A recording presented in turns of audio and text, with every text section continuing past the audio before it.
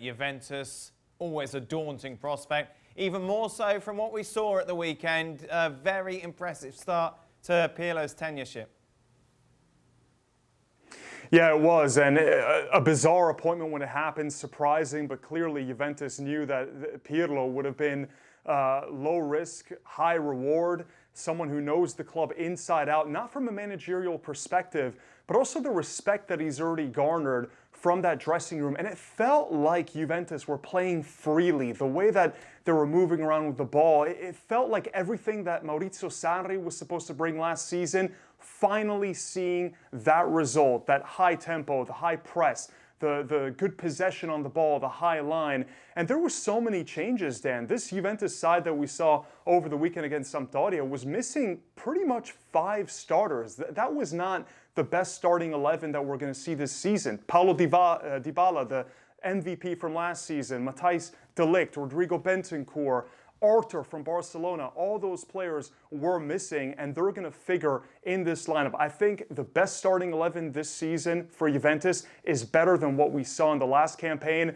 and that's scary for anyone else that's trying to challenge for the Scudetto, because 10 straight, they're the favorites until they prove otherwise. Weston McKennie given the highest marks by some, given his debut. What did you make of him, and is he guaranteed to start week in, week out?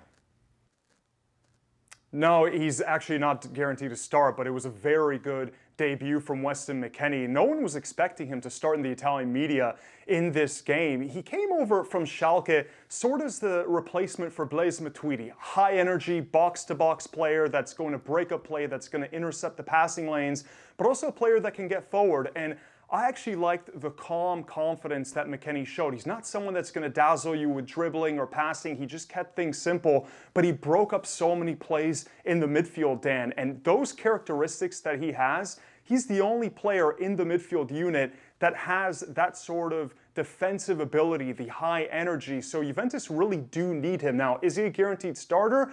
I'm not sure about that. He's definitely going to fight for one of those places in the midfield. Right now, I still think that the best midfield for Juve would probably have Arthur, Betancour, and then one of Rabiot, McKennie, even Adrian Ramsey, who can play in a whole host of positions, who was brilliant yesterday. The best performance from Adrian Ramsey. But Weston McKennie definitely with a very positive debut. Another positive debut. Kulusevski took his goal really well, didn't he? Oh, amazing finish. It really was, and nothing surprising. That's what he was doing at Parma all of last season. And the thing that Juventus love about Kulusevski, other than his natural ability on the ball, his wand of the left foot, is his versatility. He said it himself. He can play central midfield. He can play as a second striker, as a winger. And the thing that I liked a lot about this strikerless formation for Pirlo is that there was no reference point. You saw that interchangeability, Kulusevski taking up so many different positions on the pitch. He is going to be an absolute danger, and I like the way that him and Ronaldo were combining. A brilliant signing, Dan. Matteo Bonetti, thank you very much. Check out Matteo on the Serie Awesome podcast. The latest edition will drop on Wednesday. Well, thank you very much for watching ESPN on YouTube. For more sports highlights and analysis, be sure to download the ESPN app. And for live streaming, premium content, and let's not forget as well, ESPN FC 7 days a week. Subscribe to ESPN Plus.